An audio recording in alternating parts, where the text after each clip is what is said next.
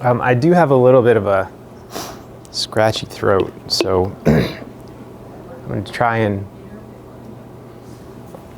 maintain my volume, but we'll see how it goes.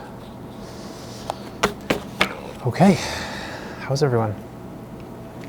Good. This feels especially intimate tonight. So let me start with a prayer. One of the professors in my PhD program would begin his classes with this very simple prayer to Mary. One of the titles of Mary is Seat of Wisdom, because Jesus is wisdom incarnate, and she was his throne, his seat, which makes me think of the Pieta. Is that the name of it? The Michelangelo with the, yeah. So I always liked that image. So anyway, here we go. Mary, seat of wisdom. Amen. Okay, so tonight I'm going to present what the Catholic social teaching tradition has to say about technology.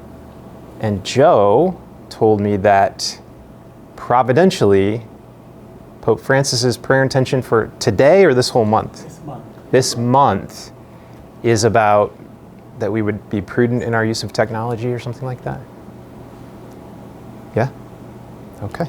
So there you go. Thinking with the mind of the church. All right, so as I've tried to do in the other talks, I will try and land on some actionable, practical suggestions. But as always, I will first lay out as clearly as possible the reasons the tradition gives for making certain kinds of choices.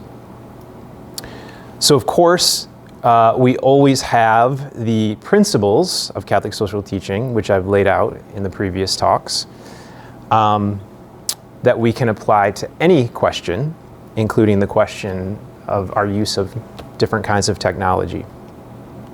So for example, we can ask ourselves, in what way does social media, for example, build solidarity between its users, and in what ways does it actually destroy or deteriorate solidarity?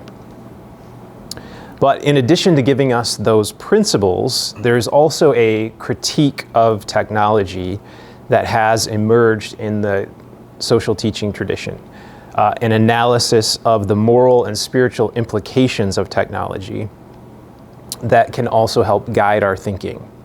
So my plan for tonight is, one, to define what I mean by technology, or what Catholic social teaching means by technology. Two, to lay out that critique for you, and then to give some practical applications. So spoiler alert, I will just tip my hand right here at the beginning and tell you that the view that I most want to disabuse you of is the idea that technologies are morally neutral. So I have heard this view many, many times in different conversations, from educators, from parents, from whoever, and it seems to be where a lot of conversations, whether they're among Christians or not, kind of land. So I've witnessed conversations, especially in educational settings, where a tech skeptical person, right, a person who has some concern about technology, brings up that concern. Like, for example, social media is causing depression in teenagers. And then a tech positive person responds with something like, yeah, but think of all the good things we can do with technology. Or alternately, sometimes they go negative and they try and age shame the person by saying, like, yeah, that's the same thing that our grandparents said about, the car or the ink pen or something. And then a third person will say, well, technologies are just tools, meaning they're morally neutral. What matters is what we do with them. What matters is how we use them. And that's usually the end of the conversation. So the problem with the technology is neutral view, aside from the fact that it's just wrong, is that if it stimulates any kind of ethical thinking about technology at all, which it usually does not, it usually ends the conversation instead of starts it. But if it stimulates any reflection about technology at all, it's reflection about how we use devices, what we do with a given device. So if I use the internet to look at porn, that's bad. But if I use it to connect with friends, that's good. If I use my car to traffic drugs, that's bad.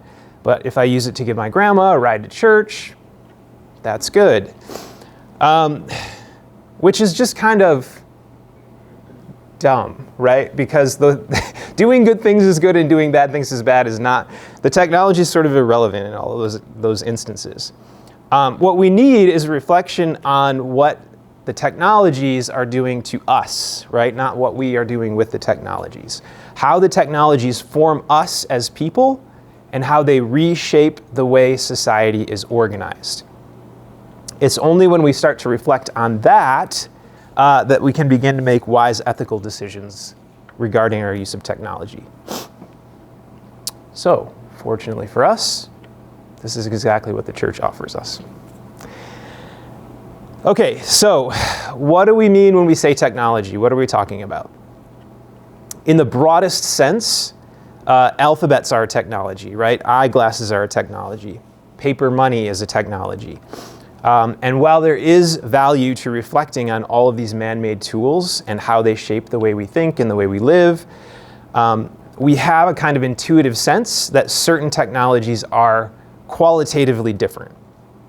That we have entered into a new phase of human tool making where certain tools have much more powerful effects on us.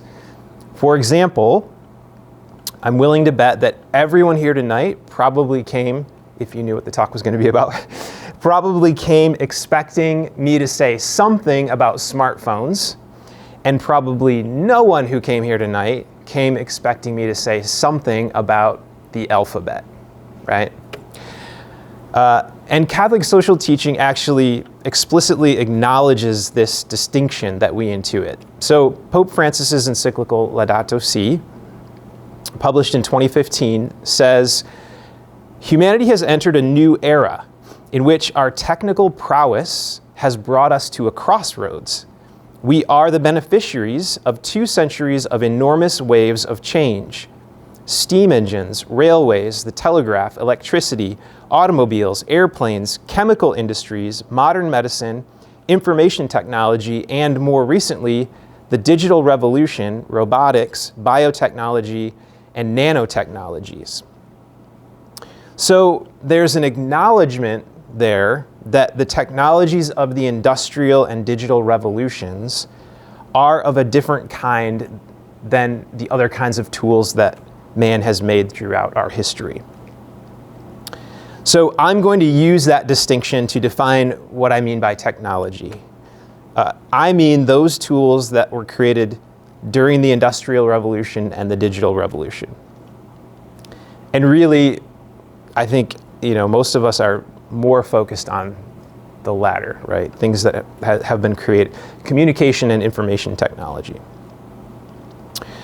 Okay, so the critique that has been emerging in Catholic social teaching. So the first point in a Catholic critique of technology can be traced all the way back to Rerum Novarum, and it became quite explicit at Vatican II with a document called Gaudium et Spes. Pope Francis summarizes this point well in Laudato Si'. He writes, "Our immense technological development has not been accompanied by a development in human responsibility, values, and conscience." In other words, the growth in our spirituality and our moral reasoning have not kept pace with our growth in the power that we have attained over nature and over other people through technology. Francis points out that the danger of this unequal growth was made terrifyingly apparent in the 20th century by the use of technology by totalitarian regimes, by the Nazis and the communists, to dominate and kill millions of people. But one of the genuine developments that occurred in Laudato Si was an increase in the awareness that these two things are not unrelated to each other.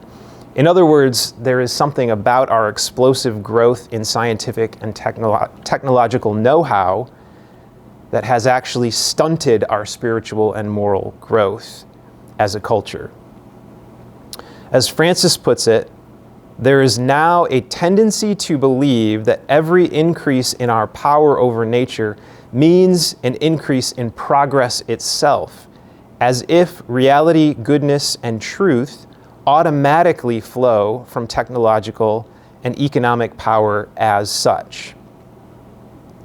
In other words, it's not just that our moral development hasn't kept pace with our technological development, it's that our technological development has been driven by mistaken beliefs that actually retard or stunt our moral development.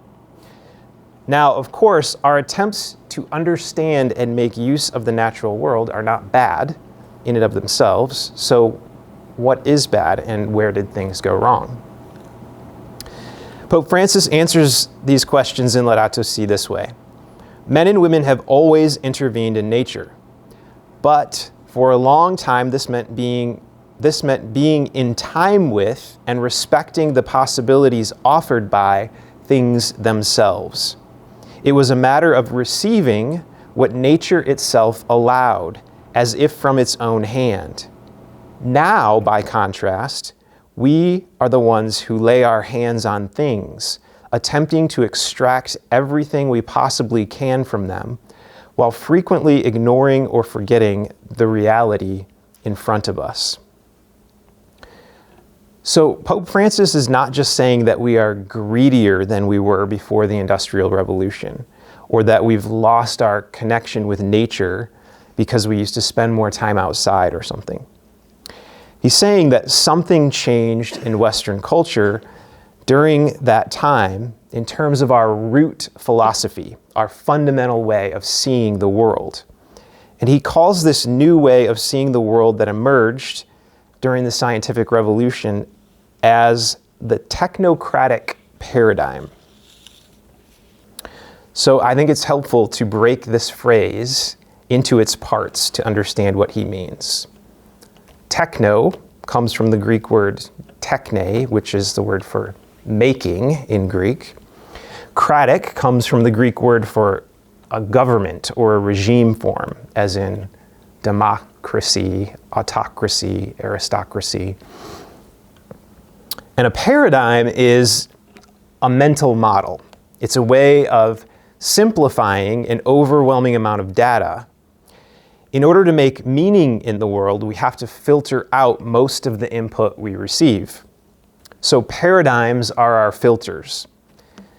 In other words, they are the lenses through which we see the world. So a technocratic paradigm would be a lens or way of seeing the world that tells us that man-made things, our tools and inventions, should govern us or be allowed to determine how we structure society. If that sounds a bit abstract, hopefully it will come into focus more as we proceed. So the technocratic paradigm, Francis tells us, exalts a view of the human subject. Subject is just a word philosophers use for you as a human person, your ability to act in the world. You are a subject, you act on objects, right? The technocratic paradigm exalts a view of the human subject who, using logic and rational procedures, progressively gains control over an external object. This subject makes every effort to establish the scientific method, which in itself is already a technique of possession, mastery, and transformation. It encourages us to see the world and the things in it as if they are formless, completely open to transformation. So, to give somewhat extreme examples, the difference Francis is drawing here is the difference between looking at an apple and thinking that it can, through our human action, be made into apple juice, and looking at a man and thinking that through our human action, he can be made into a woman. The first is to see the nature of a thing and to transform it in such a way as to bring out the potential that is inherent to it. The second is based on denying that there is any such natural thing as maleness to the human man. What Pope Francis is expressing with this term, technocratic paradigm, which I'm pretty sure he coined with Laudato Si. I tried to Google it several different ways, and that's what I came up with. Someone can make a joke about that later. What Pope Francis is trying to express with this term, technocratic paradigm, is that the scientific revolution of the 17th century fundamentally changed the way we view the world. What we used to call creation, everything that is not God. It changed the way that we conceptualize what it means to know the world. And the new conception of knowledge is not a Christian one, not even a theistic one. Before this change, we understood each thing in the universe to have its place in the universe and to have a nature given to it by God. A thing's nature defined what it was, what its purpose or end was. And that nature was not something that humans determined. Again, it was given by God. Another way to say this is that under the old paradigm, which Pope Francis does not give a name to, we understood that the things in the world, water, apples, horses, rocks, were not defined simply by what they mean to us or by what we can get out of them, but they made a certain claim on us to understand them in their own integrity as God designed them. Under the influence of the technocratic paradigm, however, we have become blind to this claim that the things of the created world make on us. And we think that to know them means simply to discover what they can be used for. This is what Francis Bacon, who is sometimes considered the father of the scientific method, meant by his famous phrase, knowledge is power. He did not mean, as we usually tend to quote him as meaning, something like, if you learn stuff, you'll have the power to get where you want to go in life, right? This is kind of like what a middle school teacher means when they use this quote, knowledge is power. What did they used to say at the end of G.I. Joe? Knowing is half the battle. He didn't mean that. He meant power is knowledge, right? He meant the way that you know the things of the world, what they are and what they mean, is through the various kinds of control that we are able to exercise over them. This is just another way of saying that things have no meaning other than the meaning which humans choose to give them, which is to deny their createdness, which is to deny their creator. So there are two other features of the technocratic paradigm that Francis critiques.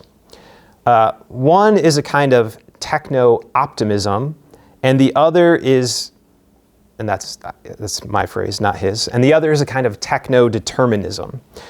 So techno-optimism is the belief that whatever problems have been created by our technologies will be solved by the new and better technologies that we come up with next.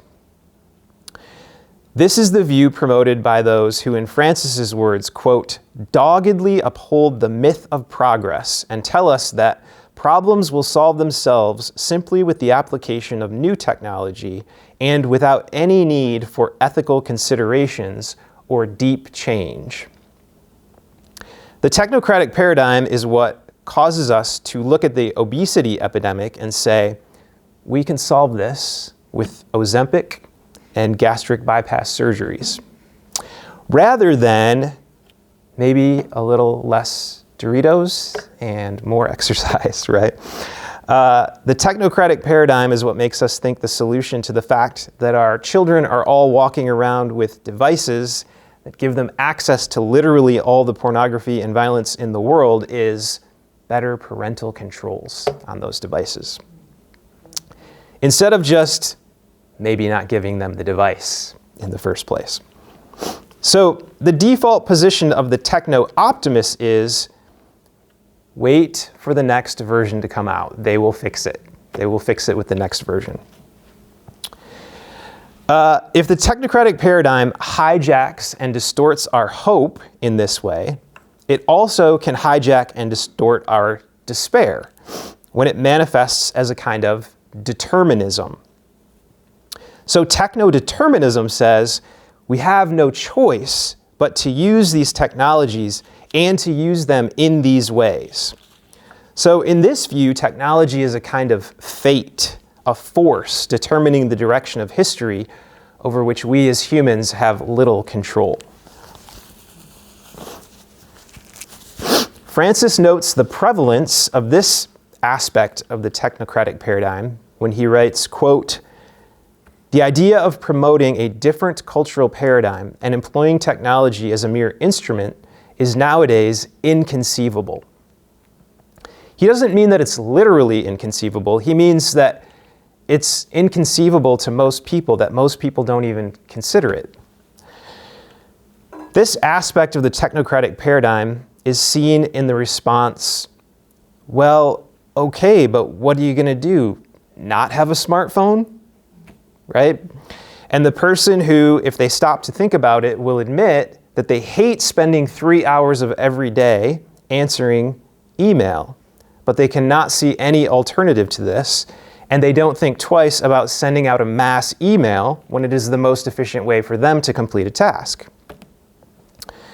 This techno-determinism is amplified by Darwinian views of competition that are prevalent in most strands of capitalism and political science, the result of which is the technological imperative, the idea that what can be done must be done.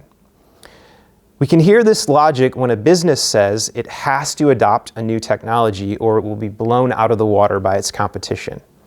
Or when we are told by our politicians we have to be the ones to harness the power of AI before the Russians or the Chinese do. The irony of the technocratic paradigm, regardless of whether it is in the form of techno-determinism, the technological imperative, or techno-optimism, is that what began as a project to set us free from the limitations imposed on us by nature has made us feel less free. On the societal level, we believe that we can't not mine for cryptocurrency, even though it uses insane amounts of electricity to generate imaginary value. We can't not perpetually create new and better weapons of war, even though we already have enough to kill the entire world several times over. We can't not pursue more reproductive and genetic technologies, even though many of the ones we already have are completely unethical. And on the personal level, we can't not have a computer, we can't not have a smartphone, we can't not have the internet at our house, we can't not have 2 cars. We are dependent on all of these devices and technologies. Ultimately, the Catholic critique of technology denies this. The Kleenex is a totally appropriate technology to make use of. Actually, I have some cough drops in my pocket if you want one. No, I haven't. Okay. Sorry. Do you have a tickle? Mm-hmm. Yeah. Yep. You guessed it. Ultimately, the Catholic critique of technology denies this determinism. It tells us that the belief we don't have the freedom to act or not act in certain ways is false. But the Catholic critique acknowledges that the forces technology exerts on us are real and that they condition our behavior individually and societally. Pope Francis puts it this way: we have to accept that technological products are not neutral, for they create a framework which ends up conditioning lifestyles and shaping social possibilities along the lines dictated by the interests of certain powerful groups. Decisions we make, which may seem purely instrumental, are in reality decisions about the kind of society we want to build. I'm going to read that again. We have to accept that technological products are not neutral, for they create a framework which ends up conditioning lifestyles and shaping social possibilities along the lines dictated by the interests of certain powerful groups. Decisions we make, which may seem purely instrumental, are in reality decisions about the kind of society we want to build. If I'm reading him correctly, Francis is saying that there are two ways in which technologies are not neutral. First, they're not neutral because they condition our choices. This is kind of analogous to the way I talked about social structures conditioning our choices, right? The logic of this conditioning is expressed in the saying, when all you have is a hammer, everything looks like a nail. Our tools cause us, have people heard that expression, by the way? Okay. Our tools cause us to view the rest of the world in a particular way, to default to certain problem-solving techniques, and to not see other possible ways of accomplishing tasks. Consider, for example, how ingrained the habit of Googling is for you when you want to find a piece of information or learn how to do something. Now, in any given instance, this may not be a bad thing, but there are a number of other possibilities that you are not doing when you do that. You are not thinking about if you own any books that might have that information. You are not asking your next-door neighbor if he knows. You are not calling your dad to ask him. You are not planning to make a trip to your local library the next day and dealing with the frustration that you just can't know that thing right this second. Over time, the habit of Googling conditions our behavior. We are still free, but Googling becomes our default, our inclination, and these other possibilities become less likely. The second way that technologies are not neutral, according to Francis, is because they, quote, create a framework that shapes social possibilities. The decisions we make to use or not use technologies in certain ways are in reality decisions to build a certain kind of society, to organize our societies in a certain way. Take, for example, the set of technologies that we call ride sharing. The technologies that create the possibility of paying someone for a ride any time of day or night with a couple of taps on my phone means people are not calling their friends or family members to give them a ride. So there's actually less ride sharing happening because of ride sharing. But it's not just that. It also means that asking our friends or our family for a ride becomes less socially acceptable because just get an Uber, man. Why are you bothering me, right? It means another aspect of our social life together is taken out of the sphere of friendship and neighborhood in order to be mined for value by a big corporation. That also means that my choice to get an Uber instead of calling my friend is a choice to structure society in a certain way, to move us toward that society shaped in the way I just described. For another more significant example of how technologies shape social possibilities in ways that are not neutral, consider the pill. The church teaches that there are morally licit uses of the pill, morally acceptable uses of the pill. If it is, for example, a necessary treatment for a disease or a disorder. What is immoral is to use the pill to contracept, to, quote, impede procreation. In that sense, the pill, as a technology, is morally neutral. However, if we consider the way that the pill, by conditioning our behavior, has shaped social possibilities, that is, if we consider the effects of the pill on the way our society is organized, we can see that it is not a morally neutral influence. Prior to the pill, the risks of casual sex were fairly low for men, at least for unscrupulous men, and very high for women. The advent of the pill meant the choice to have casual sex was now relatively low risk for everyone. The FDA approved the pill in 1960. From 1960 to 1980, the birth rate dropped by almost 50%. During that same time, the divorce rate more than doubled, a trend which started almost 10 years before the first no-fault divorce law was passed. Marriage rates increased slightly between 1960 and 1970, but have been plummeting ever since. And abortion rates began to skyrocket in the late 1960s, 5 years before Roe v. Wade. My point is that even if the use of the pill by an individual were a morally neutral act, which, to be clear, it is not if it is used to contracept, but even if it were, the pill as a technology would not be morally neutral, because the pill, as the technological conquest of human reproduction, made the sexual revolution possible. It is part of a framework which pushes us toward building a certain kind of society, one which has fewer marriages and more marriages weakened by infidelity, one which has smaller families and more families which are broken by divorce. The pill also serves as a useful illustration of a third point Pope Francis is making here.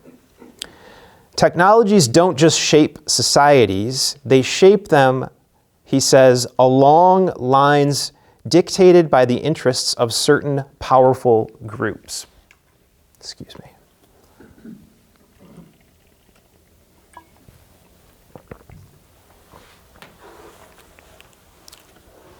The feminist writer Mary Harrington, who is not a Christian, I don't think. She's not a Catholic, at least.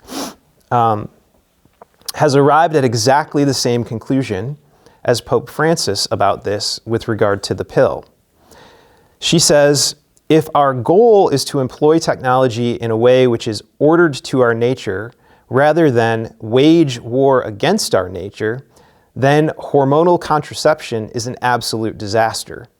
It screws up women at the biochemical level. It screws up the relationship between the sexes. It's been disastrous for women. She argues that the pill represents the colonization of the female body for profit by Big Pharma. The technocratic paradigm causes women to think of their naturally working bodies as something that needs to be fixed. And Big Pharma offers the fix. The end result is that women are dependent on Big Pharma for the freedom offered by their product. Again, the pill not only helped reshape society, it helped reshape it along lines dictated by the interests of certain powerful groups. In his more recent encyclical, Fratelli Tutti, which is just fun to say, isn't it? Written in 2020, Francis applies his critique of technology to information and communication technologies specifically. The title of this section of the encyclical is The Illusion of Communication, signaling right away that what these technologies offer is not so much genuine communication as the illusion that what we are doing is communicating. He writes, digital communication wants to bring everything out in the open. People's lives are combed over, laid bare, and bandied about, often anonymously. Everything has become a kind of spectacle to be examined and inspected, and people's lives are now under constant surveillance. Respect for others disintegrates, and even as we dismiss, ignore, or keep others distant, we can shamelessly peer into every detail of their lives.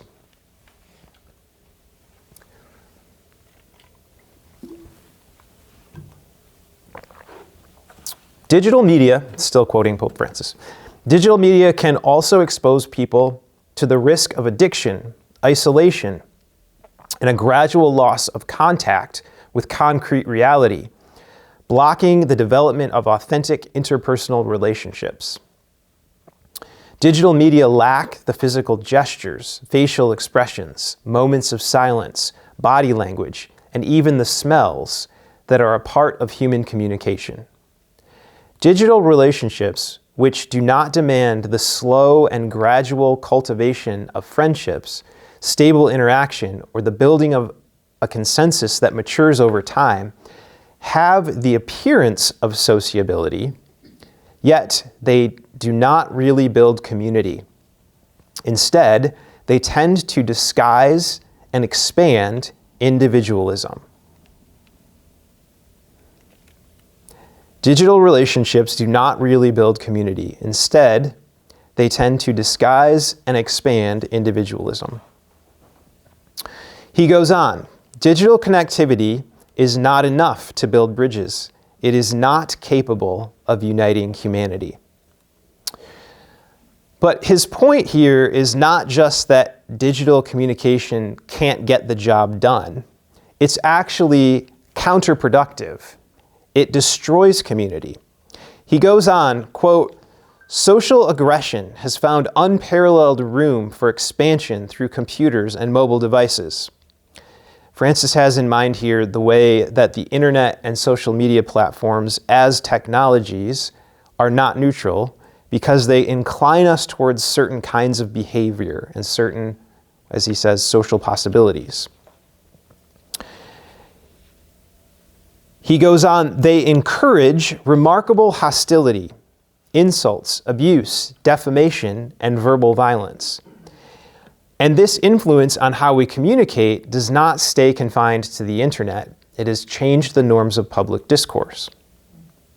Francis also highlights how the internet and our devices are forming us such that we are losing the habits that cultivate wisdom, compassion, and even our connection to God. Quote, replaced by a frenzy of texting and the separation from reality created by social media, silence and careful listening disappear. The basic structure of wise human communication is at risk. A new lifestyle is emerging, he says, in which our devices allow us to, quote, filter reality and exclude all that we cannot control or know instantly and superficially. This process, by its intrinsic logic, blocks the kind of serene reflection that could lead us to shared wisdom. The Pope's concern here about our ability to be quiet long enough to reflect and connect with God is borne out by a number of researchers and scholars. The philosopher Matthew Crawford, who for my money is one of the most interesting thinkers alive, writes in his excellent book, The World Beyond Your Head, about how the same arsenal of psychological research that has been used by the gambling industry to make electronic slot machines and casino games as addictive as they possibly can be, is also used by the designers of all of our devices and their apps. We now live in an attention economy. That is, where the most precious resource being mined is our attention. And the explicit goal of these designers is to keep you looking, scrolling, and clicking for as long as possible.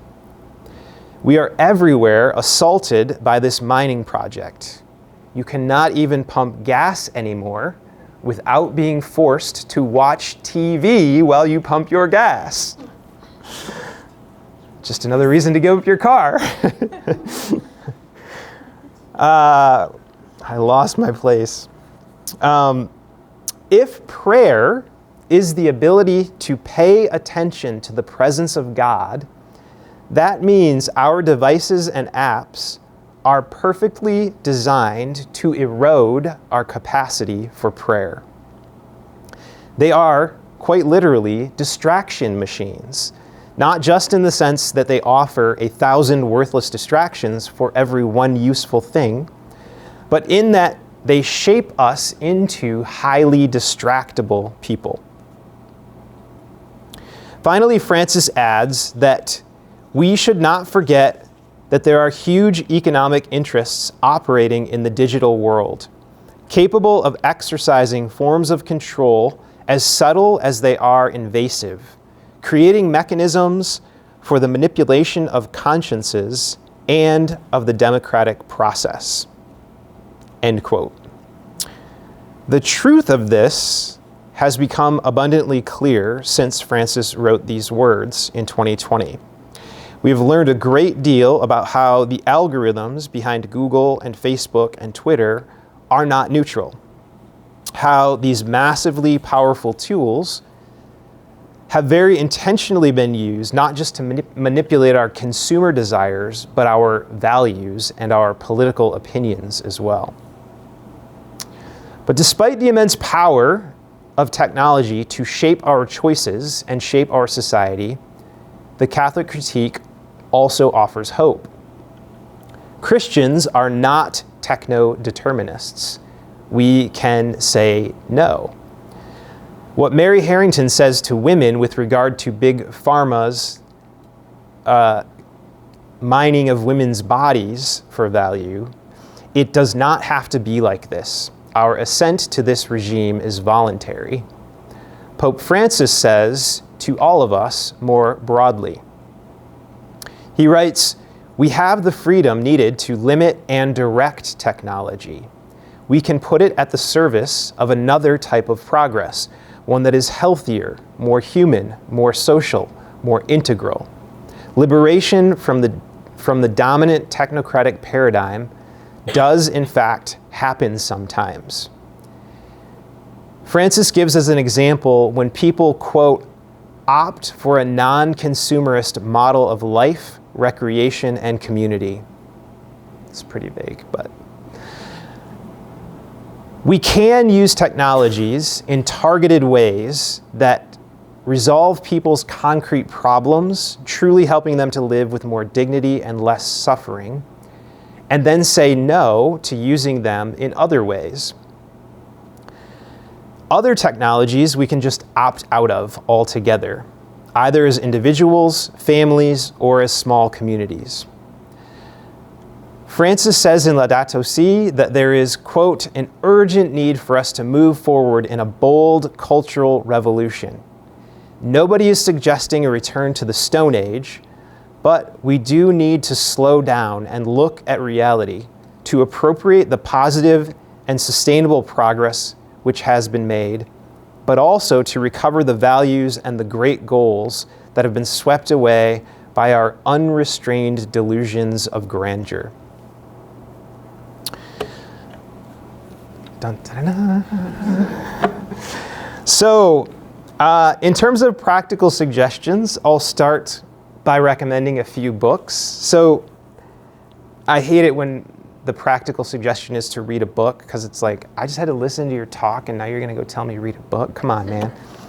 That's not action, that's just more study. But technology is such a broad topic, and there are so many good books about particular technologies from different perspectives. There's no way I could address all of those things. So I would highly recommend that last book that I just mentioned, The World Beyond Your Head. So I'm not going to lie, if you have no training in philosophy at all, this might be a rough sled, but it's supposedly written for a popular audience. And it was a bestseller, I think. So enough people were able to read, Obviously, Laudato Si. Yeah, if you haven't read that. I would highly recommend, it's maybe getting a little dated now. I think it's from 2021 or 22 maybe.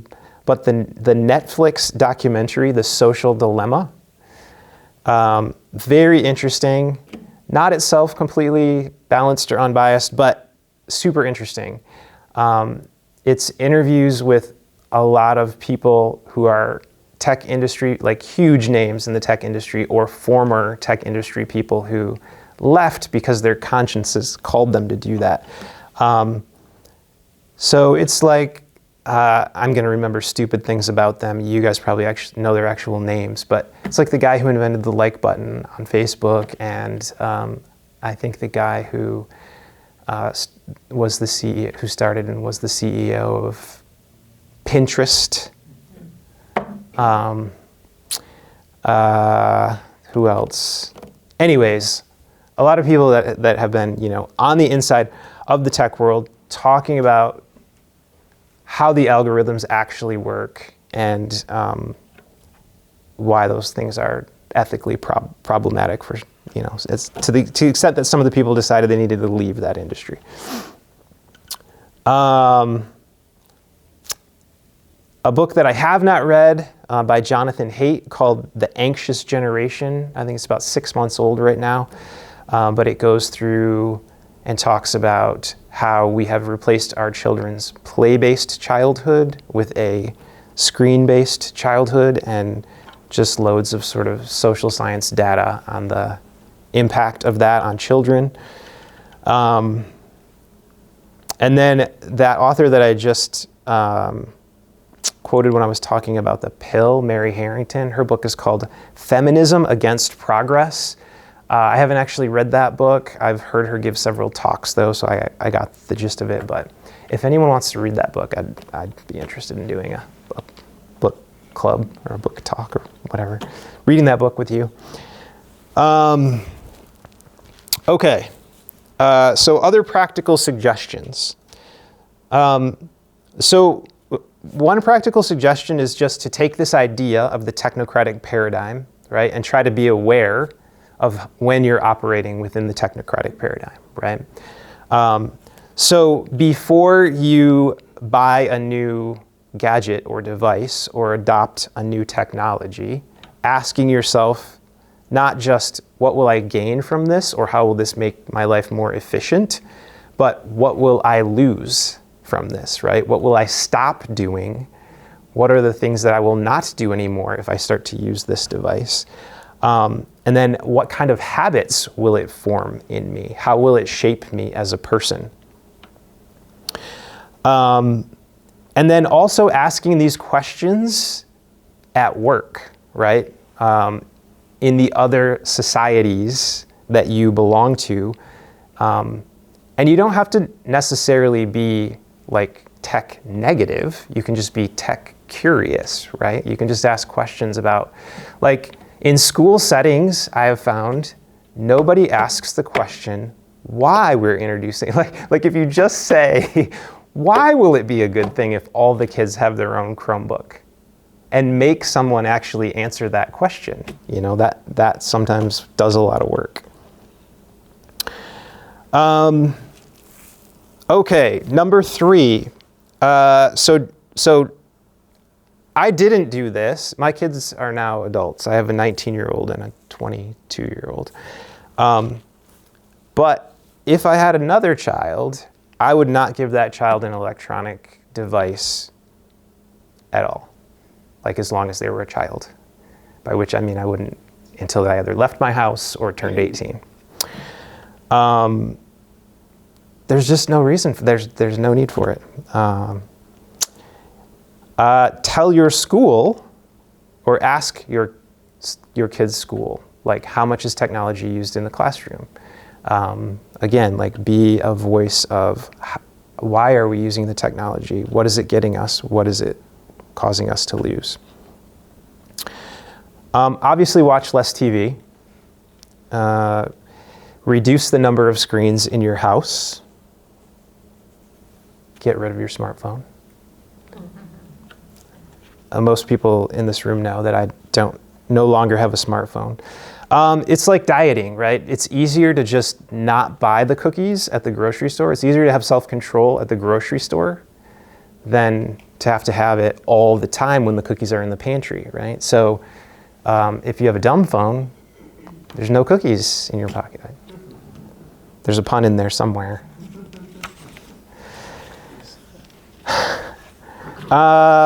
Let's see. I know that there are useful purposes for social media. So I don't know if I would just say all social media is bad and just be off of it, but pretty much. If you are the kind of person who you're like, oh, I have to use social media to promote my art. Am I right? Yep. Yeah. So this is a good book for you if you're in that camp. If you don't think you can get rid of your smartphone or you don't think you can get 100% off of social media. Cal Newport's Digital Minimalism. He is a computer science or computer engineering. I don't know what the difference is between computer science and computer engineering, but that's a thing, right? Yeah? Yeah. He's a computer engineer at MIT, and he has never had a social media account of any kind. And I think he owns a smart device, but he keeps it in a lockbox most of the time and only uses it rarely. Anyway, this book is full of all sorts of practical suggestions for how to, I guess, own those devices, but use them very minimalistically. And it's also helpful, it just has other helpful suggestions for how to regain some of those aspects of life that we have lost through our use of technology. So for example, he talks about reclaiming leisure, right? So all the time that we used to spend with hobbies, sports, building electric train sets in the garage or whatever, that we now spend scrolling. He advocates that you reclaim those leisure activities by scheduling them into your life, schedule them into your week, schedule them into your month, and then don't use technology because during that block of time you're going to only play your guitar or you're going to only build your train set or whatever.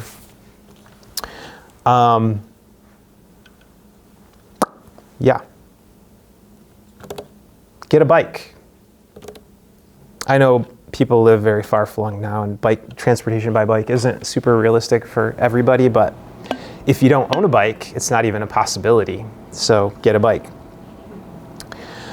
And then lastly, catch yourself when you are thinking techno-determinism or techno-optimism, right? When am I thinking to myself, this problem created by technology will just be solved by technology, by the next version of this technology, or I can get another device that will fix the problem that this other device has caused. And when are you just getting sucked into the gee whiz factor of new technologies?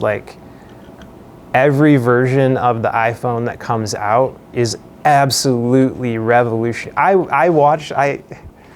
My talk's done and I'm just rambling now, but I watched I don't know what it's called, the Apple has a thing every year where they make an hour-long commercial for their new, what's that? I don't know, they unveil. Yeah, the unveiling event or whatever every year. It's about an hour long. I watch it because it's just I'm so fascinated by the language that's used, right? I'm like, every single year, every single thing throughout the whole show, it's this is the most cutting edge technology. This is a revolutionary leap forward. And it's oh my gosh, we should be I don't know, we should be able to jump to Mars with our new iPhones from all the revolutionary leaps forward that we've been taking with every single edition. We're very much trained to be suckered, right? To be sucked in by what I call the gee whiz factor. Oh, this can do that. Wow. This can't do that. I need that one. Anyway, okay. I'll stop.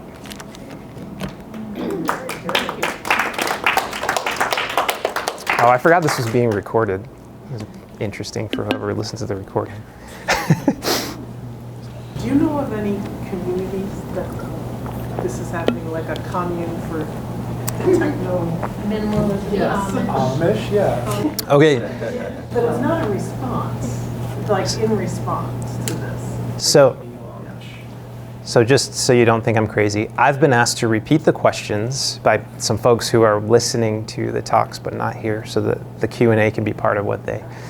So the question was, am I aware of any communities that are like committed to low-tech lifestyles or something like that? Or, Yeah. I mean, other than the Amish, No, people in the I audience of really the mean Amish. In response to the problem. Yeah. So I'm aware of a lot of schools that are choosing to be like, classical education oriented schools that are low or no tech. Your guys' kids go to Sundial, right? Yeah. So that would be an example. The Sundial Academy. It's not like explicitly a no tech thing, but getting kids outside and I don't know if does Sarah use any technology, and she didn't when I was there, but yeah. So schools and Amish people, yeah. I think that has to happen for this to really get any traction. Yeah, well, it's the problem of what is Jonathan Haidt has a name? Jonathan Haidt has a name for this. Like the problem of the first one to jump, like you got to be the guy who doesn't have a smartphone. Like someone has to do it. That's you. Well, so far it's been me. I'm definitely the only one who goes to Crunch Fitness who doesn't have a.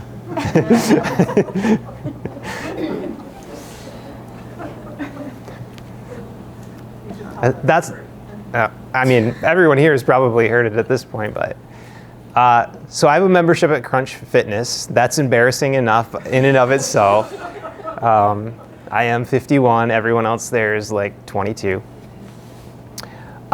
When you walk into Crunch Fitness, it's all automated with smartphones. So there's a scanner, QR scanner when you come in, and you're supposed to check in with your phone.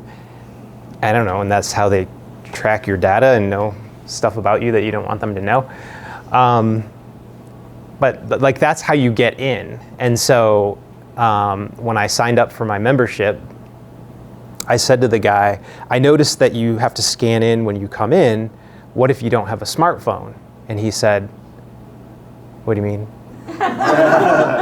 And I said, like, what if you don't own a smartphone? And he said, and I went,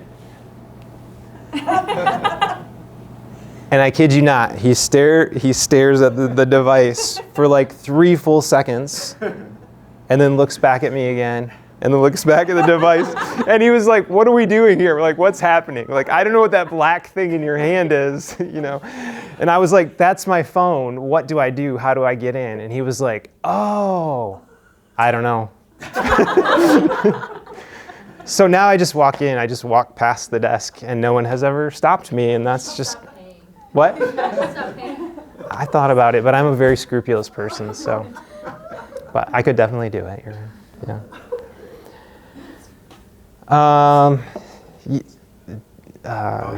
Michael. Yeah.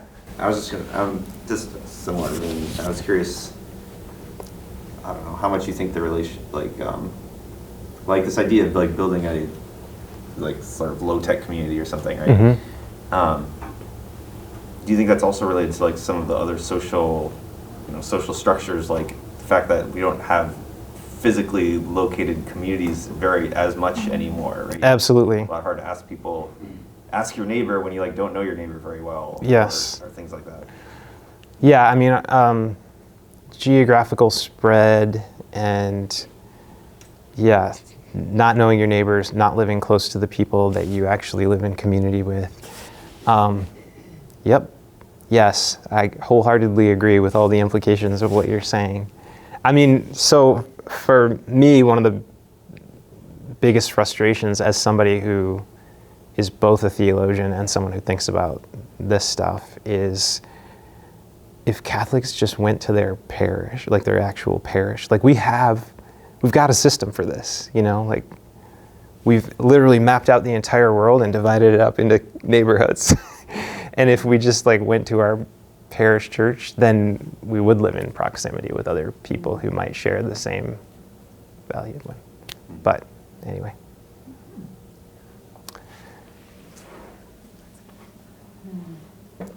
Stuart. I think one of the most difficult things for me is how integrated my work life is with the technology, and especially with many people at work are like, this is available now. So like, you need to have your smartphone. So you go to a hospital, you can send us photos right away of this system, and then you can send this, and then we can get all.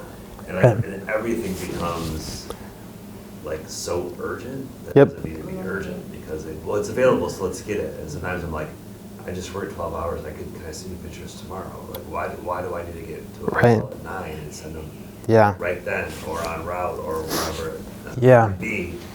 And I'm just wondering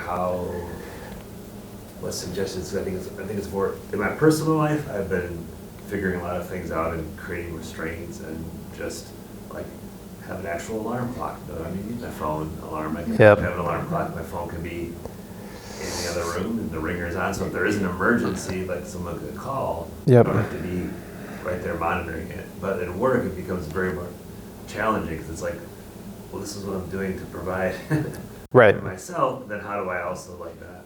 Yeah. Be a little rebellious or buck the system without totally like they're continuing to create this construct that's even super enveloping. Yeah. So I'll just admit right off the bat that I don't have great answers to that question, which is why I don't have a real job. Because I would be bad at, I would either rebel, as you put it, or my conscience would bother me until I quit, probably, in a lot of different industries that, so, you know, my chosen work might just be a big cop-out, I'm not sure. I think, you know, so one answer to your question is you might just in some sense have to have a kind of partitioned life where you're like, okay, in my, you know, home life, I'm going to have these boundaries and be as low tech as possible and only so much as possible at work. And this is where God has me right now. And so this is, you know, how I provide. My rebellion of the day was like, some of the sales guys tried to call me and said, I teamed you. And I said, Teams is for office people.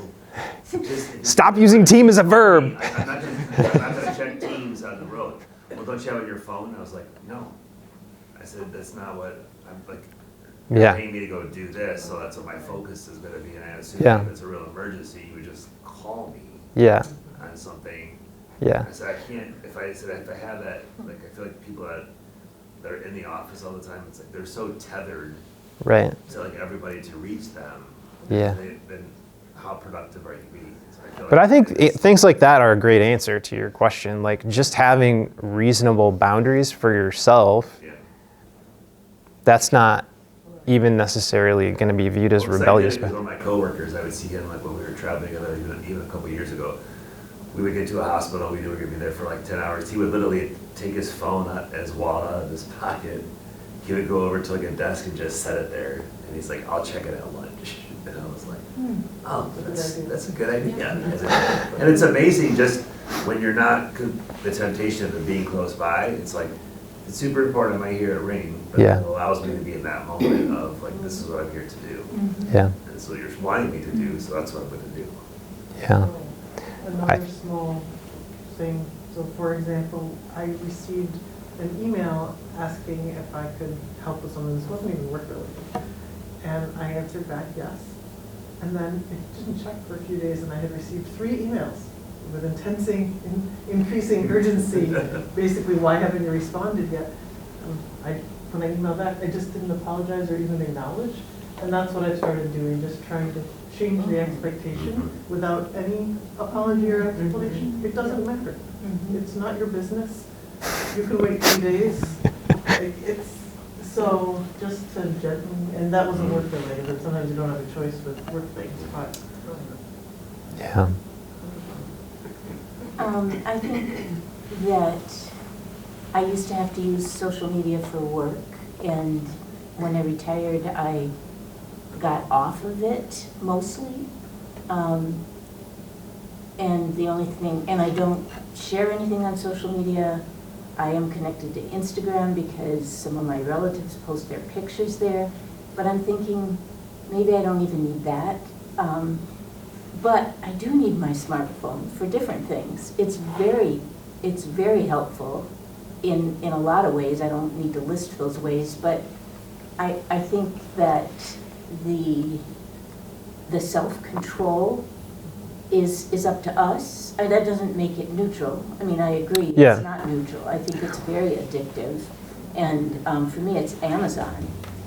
I think of one little thing that would make my life easier, and I think, I bet there's something like that on Amazon. And I immediately go, look, I'm really great at finding great things on Amazon that are not very expensive. And that, Yeah. so that is maybe something, and there are other ways that I think that I use it that I don't need to. And I have felt internal pressure to minimalize what I do with it, but I don't think I would want to live without it. I think it does too many good things so, for me. Yeah. So, yeah. You wouldn't have Yeah. any trouble resisting the cookies in your pocket. Not if I put, boundaries on. Yeah, So yeah. for me, the boundary has to be around Amazon. And, Yeah. Yeah. Yeah, I mean, it's definitely the case that at the end of the day, like I hope I said this clearly, like we always have freedom, right? We always have the choice. And so even if the cookies are right in our pocket, it's still our choice whether we're going to eat them or not. But I think it's also important to remember that it's not a fair fight. Like one of the things that this book is also good for is he talks about, the name of the chapter says it, a lopsided arms race, meaning there's an arms race for your attention and the teams are very lopsided. It's you against an army of programmers and designers and psychologists and, Creators. yeah, who are very skilled at getting you to pay attention to something. And I think that's especially important to remember when we're talking about kids. I just think about myself, like I'm old enough that I went through my entire childhood without computers. Like my freshman year of college was the first year that people got emails at my school. There was a computers class at my high school, but so I went through my entire childhood without computers. I don't know, it was like, I resisted getting a smartphone for a long time, so I was like 30 or something before I had a smartphone. I was fully formed as an adult, right? When I find myself on YouTube now, like doom scrolling, YouTube can suck me in for a good hour or more because I'm always just like, oh, I go there like, I'm just gonna watch whatever, Bishop Barron's latest Word on Fire video. That's like edifying, and and then like an hour and a half later, like scrolling and scrolling and scrolling, and I'm like, I'm 51 years old. I think I have a huge amount of self-control compared to the average adult even. A 15-year-old is completely helpless. So. I was just thinking, for my work, actually, there was a talk on the currency of attention. And, like how all these things are competing for our attention. And they were suggesting that people look at where you attend and evaluate your priorities based on what you're paying attention to. But every time you get interrupted, they said it takes 30 seconds to come back to what you're doing. So if you think about, like, just even like cooking, like even just thinking about it, it's like, oh, okay, you're thinking about it, and Right. then you have to go back. Right. So anyway, wanted to comment on that. But also, do you have any thoughts about kids, so that if you don't give them anything, and then do you have any thoughts about how they learn about these things, or like these So, next steps? can you say more about what you mean by learn? Because so one kind of challenge is like, well, computers are how our economy run, and so this is a tool that kids need to learn how to use. And if you don't give it to them when they're young, they're not going to know how to use it. They'll be, at a disadvantage in the economy later. If that's the question, I'm like, no, that's just, sorry. If that is your question, sorry, but I think that's dumb. Kids learn how to use a device in like an hour. Like give it to them, they'll explain to you how to use it an hour later. So the idea that we need to be like, wisely, like how, Yeah. like instead of just giving it to them, and then it's like, I don't know. I'm trying to imagine, would an 18-year-old really have that like self-control? Like, I don't know. yeah, I mean, certainly there'd be some training or coaching that would go into. So the first thing that just popped into my mind as you were asking the question was sex. Like, we want kids to be able to use sex responsibly as adults, but we don't say like, oh, we better let them do it now so they know how to use it. We understand they can go their whole lives without using it at all, and then use it appropriately at the appropriate time. So I don't know if that's a good analogy or not. It's just the first thing that came into my mind.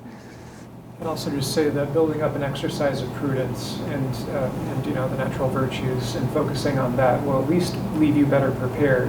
Of course, there's something notable about how addictive these things are, but at least you can go far to establishing intentional behavior as you raise your child, so that in the first encounter they'll say, okay, well, what am I using this for? And that's how I'm going to use it. That is how I'm going to use it in this moment. But it doesn't take away all of the risk, but that I think goes a while. I think there's modeling too, right? Like, if I had another kid, I wouldn't give them a smart device, but we have a television, which is a smart device. So, I would watch movies with a kid sometimes. They would see a device getting used for certain purposes. My wife still has a smartphone, for the time being. So they would see an adult, using this tool appropriately. Yeah, but I think they don't need their own to learn how to do that necessarily. But I think In my what you're saying there is good advice, because they watch you with anything you do. So Yeah. right, if you go home, you set it aside, they see that they will learn a lot, just from that. Joe, what do you think? I think there is what is called peer pressure. And when all of their friends have it except I don't, Yes. Yeah, and that's very difficult to deal with. yeah, I mean, that statement is not true, but that's what they come and tell you, right, and how you deal with that. Right. yeah, More and more parents are actually putting in place rules like this, so there's often a group of kids who know that they're the ones that don't have it, yeah. even if it's small. I'm not a great person to ask that question, because my kid would just cry and I would not care.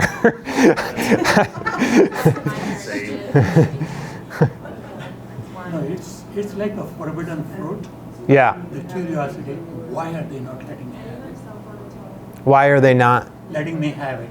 Yeah, no, I would have an explanation for my kid and I would explain it to them, but I would not be emotionally Age moved. difference. What's that? The age difference between your explanation and a teenager's ability to understand it. What you say is sensible to us. Yeah. this audience. Well, I probably wouldn't deliver this whole talk to a 15-year-old, but yeah, I don't know. I got lucky. Our younger son, he had a phone, but he did not have any desire to ever be on social. He still, to this day, he's 19 and doesn't have any social media accounts. So it was a non-issue.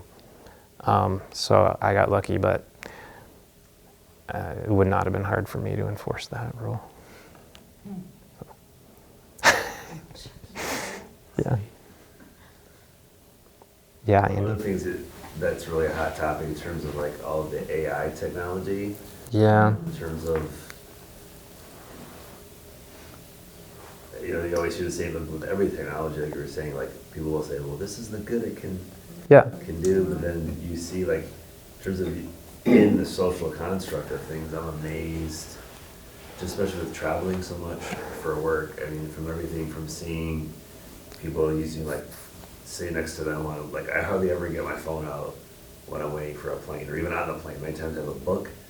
The other day, like I bought a magazine and my coworker was like, did you just buy a magazine? I was like, I bought an Architectural Digest and I was like, yeah, I love the paper. He's like, he had this, he's 22. He had this look of confusion, like, I said, I love the text. Like, 22-year-olds. I picked up this paper and I was explaining it and it was just going, he was like, but you can download that whole magazine on your tablet. And I was like, I don't want it on my tablet, I want to fold it and do whatever else. But I want to hold it. observing like people like talking to text on their phone or asking chat, like Yeah. creating these things and then you see them walking through. Or the couple on a walk together and they're both looking at it. And just going, like it's like the world's happening around them, but they just might as well be in a bubble as they're navigating through. And in terms of like, at what point does that hit like a reset button, or is it just gonna, people get fully, like. I don't know, maybe see a the, split like in our culture. I mean, I think the way some of it's going, it could be, it's almost as big a potential rift as politics or economics or things like that. In terms of the overlap. people in the bubble and people not in the bubble. Yeah. Polarization. People wearing those. I mean, Curious more on your thoughts of AI. This might get- Like, is it good? Have we gone too far, or is it a useful tool, or do you like? I'm not embracing any of it. I think it's very like I don't know. I saw Terminator as a kid. well, so I'm not suggesting, and I don't think Pope Francis is suggesting that we. I mean, there are certain technologies that I guess you could say are unethical from the jump, like certain reproductive technologies or whatever, or like cloning human beings or something. But Pope Francis isn't suggesting that like scientific research is bad, or that pursuing knowledge in any given area is bad, or the development of a technology per se is bad. But it's the technocratic paradigm is just this idea that we must pursue whatever is possible, and then we must use whatever technology is developed out of that, and then we must accept the kind of society that generates. I haven't done a lot of thinking about how AI will, could potentially reorganize society. So I don't have like a hot take on AI. I'm not super scared about it as like being the apocalypse or anything. I think, now I'm just spitballing, this has nothing to do with Catholic social teaching. It's interesting to me that some people seem to be concerned that AI is like the singularity or like the Matrix, or, it's the point at which like our technology becomes smarter than us and it's gonna, come after us or whatever. I don't think that's something to be concerned about, because it's large language models, right? Like it's all it is like really good search engine basically that can put words together based on what it searches on the internet. So the question is like, how will we put it to use? And like, so obviously like it's already wreaking havoc on schools because students use it to write papers, and the technology that teachers use to, test for plagiarism can't keep up with AI anymore. So things like that are, moral, ethical concerns, but yeah. Maybe some of the younger folks have a comment about the bubble question that Andy asked. No? I've stopped looking at my smartphone when I go to places and I have to wait.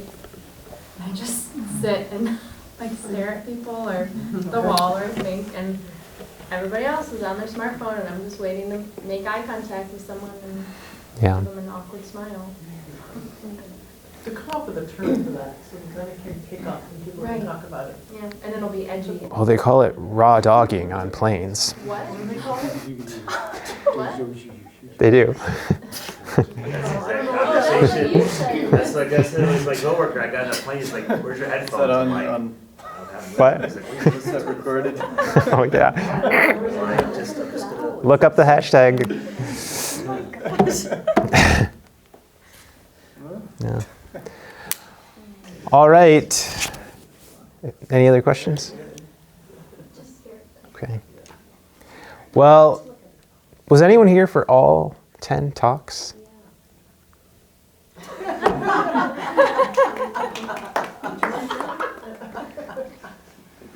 All right.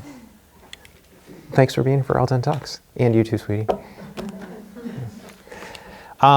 Thank you all, really, though, because this has been a really good exercise for me to be forced to, figure out what I think and be able to say it in less than 50 minutes. So it's been helpful. No, it has been good. It has been like thought-provoking on some things. Now, don't quiz me. I'm not going to remember everything. Thought-provoking on different subjects and Yeah. yeah. Thanks. Definitely. All right. Well, I feel like we should clap.